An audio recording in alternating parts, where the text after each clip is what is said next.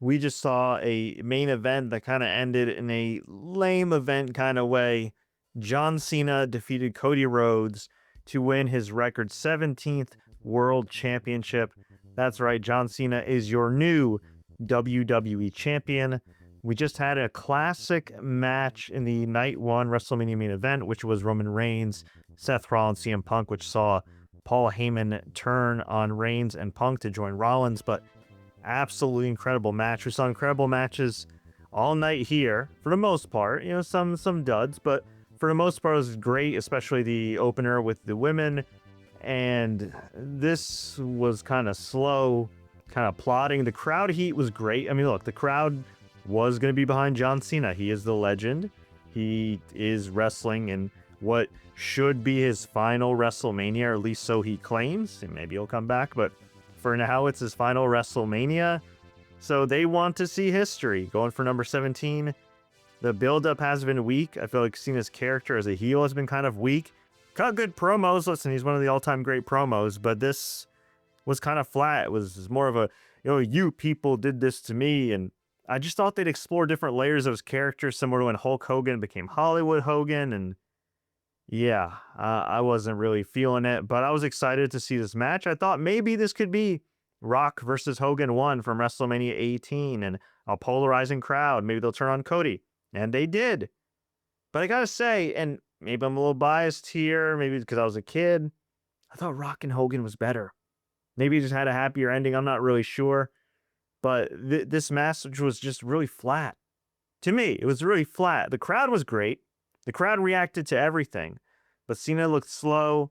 Cody tried his damnedest. They did start to get the crowd really going beyond the chants and everything else, and they did have some really good near falls. And Cody Rhodes, I think, kicked out of like 4 AAs or 3 AAs at least, and then including a super AA, by the way, off the top rope. And then Travis Scott, after a ref bump, comes out, makes the slowest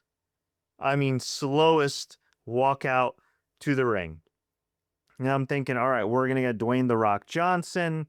He hasn't been around for whatever reason. It's really weird, okay? A couple weeks ago, Dave Meltzer, who used to be really close with The Rock, tweeted, as I'm now paraphrasing here, and he deleted it. He essentially said that in real life, Dwayne Johnson actually did want Cody Rhodes to be a heel, but Cody didn't want to go heel, and people essentially disagreed. And, well, Cena was kind of more or less the second choice. That's kind of the rumor there. And honestly, it seems like it from a creative standpoint because, yeah, I thought they could have done more with this character, and maybe they will after WrestleMania. But yeah, so Travis Scott walks down. We're thinking we're going to get Dwayne Johnson, right? The Rock. And that didn't happen. No, instead we just got Travis Scott. And Travis Scott walked down, and Cena had hit Cody Rhodes with the exposed turnbuckle. And Cody had gotten a phantom pin on John Cena while the referee was down with the crossroads. And Cody and Travis Scott confronted each other. Well, first Cena tried to get Travis Scott to hit Cody while the referee was awake. And then, of course, Cody reversed it, got Travis Scott in the ring, hit a crossroads on him. And yeah, tomfoolery happened. All kinds of shenanigans happened. And at the end, Cody got the title belt, was going to hit John Cena.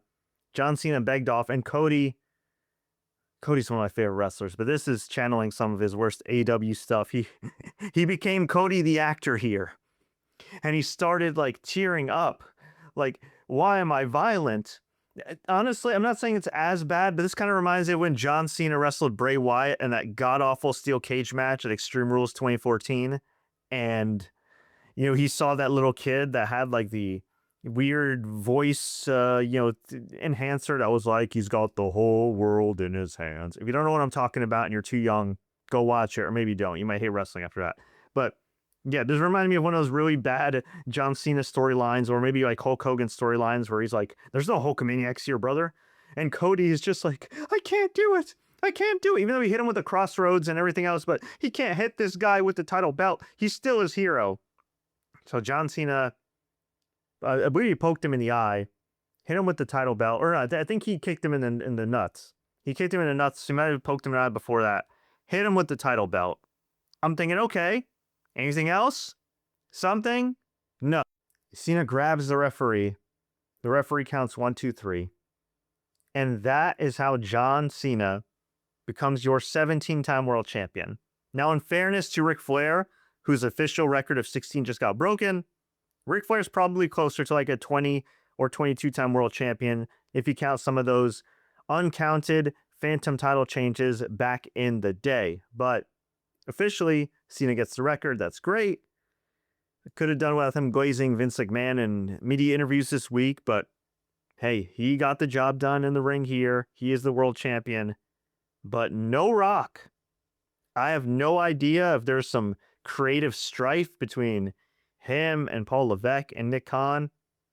I don't know what the deal is, but The Rock needed to make an appearance here, even if it was via satellite. There had to be something about The Rock that appeared on the show. Okay, they mentioned him when Travis Scott came out, but The Rock kicked off this whole thing. And if this is actually The Rock's idea, or was The Rock's idea, whether he wanted Cody as the bad guy or Cena or not, whatever, he should have been here. Super confusing. Just, I guess they could do a rematch and Cody could win and that'll be great, but like that was it. All that buildup, and that was it. Look, for the fans in attendance, they got to see history and I'm sure they loved it. For the fans like myself watching at home, I could see it, but I didn't want to see it, if you know what I mean. So overall, I would give WrestleMania Night 2 still a thumbs up in terms of the overall card. I thought it blew Night 1 away outside of the great triple threat main event. But that ending, again, to the crowd loved it. But I think to a lot of people watching at home like myself, it just felt kind of flat. Like, that's how you end Cody's year-long reign? He'll be fine in the long run, but that's how you end it? Like, that's it? And okay, if The Rock pivoted or is busy, or if there's some kind of creative beef behind the scenes we don't know about, okay. But this is the best idea you had?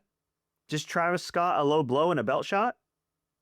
Just Travis Scott, a low blow and a belt shot? Not, Seth Rollins and Paul Heyman joining up with John Cena. Not maybe calling up a couple guys from NXT to align with John Cena. Not maybe Randy Orton joining John Cena as like part of the old guard to protect WWE or their WWE from Cody and the new generation. Like, just that. So yeah, I don't know.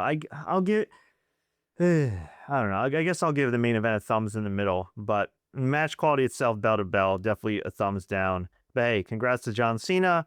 I'm sure they'll have a rematch at some point. I'm sure it'll get killer heat, and I'm sure Cody will get the title back.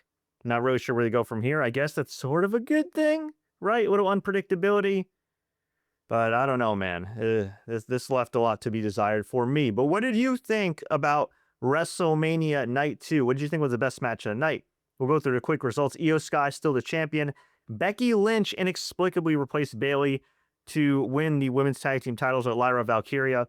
Poor Bayley. Shame on Triple H for taking Bayley off the card, who's reportedly healthy.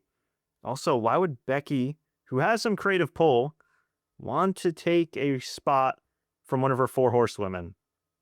Definitely looking at her funny moving forward, especially after that Bianca Belair incident a few years back. Logan Paul beat AJ Styles after Karrion Kross tried to help AJ. It is what it is. And yeah, the Intercontinental title fatal 4-way. Fun match. Dominic Mysterio actually pinned Finn Balor to win the IC title. That was great. Drew McIntyre finally beat Damian Priest in a fantastic match as well.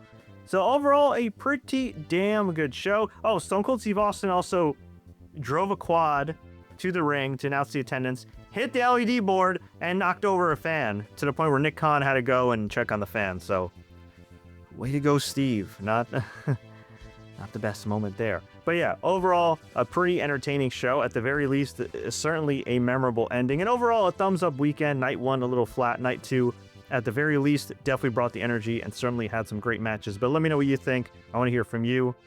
John Cena, you got number 17.